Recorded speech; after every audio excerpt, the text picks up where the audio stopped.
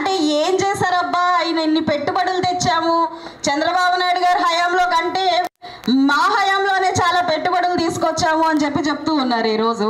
మరి ఆ పెట్టుబడులన్నింటినీ ఏం చేశారు? సచివాలయానికి పెయింట్లు వేయడానికి వాడారా, లేదంటే పాస్ పుస్తకాల మీద వాళ్ళ బొమ్మలు వేసుకోవడానికి వాడారా, లేదంటే వేదికల్ని బిల్డింగుల్ని అన్నిటినీ కూల్చేయడానికి వాడారా? మరి ఆ నిధులన్నింటినీ పాపం దేనికి వాడారో అర్థం కాలేదు. దాని లెక్క ఇంతవరకు తేలలేదు. 5 ఏళ్ళు వచ్చేసినాయి. మళ్ళీ వచ్చి ఈసారి వేయించండి, ఈసారి మళ్ళీ ఆశీర్వదించండి, ఈసారి అద్భుతంగా చేస్తామని అన్నారు. ఈసారి నేనైతే మనం ఇప్పుడు ప్రశాంతంగా పీల్చుకున్న గాలి మీద కూడా పన్నేసి గడప దాటే పన్ను, గాలి పీల్చే పన్ను, తల ఎత్తుకుని నడిచే పన్ను అంటూ రకరకాల పన్నులు పెట్టి, అంటే చెత్తకు ఆల్రెడీ వేస్తున్నారు. ఎందుకు వేస్తున్నారో తెలియదు. మరి ఇల్లు ఎటు చూసినా, ఏ దారి చూసినా చెత్త చెదారమే నిండిపోయింది. కానీ దానికి పన్ను కడుతున్నాం మనం.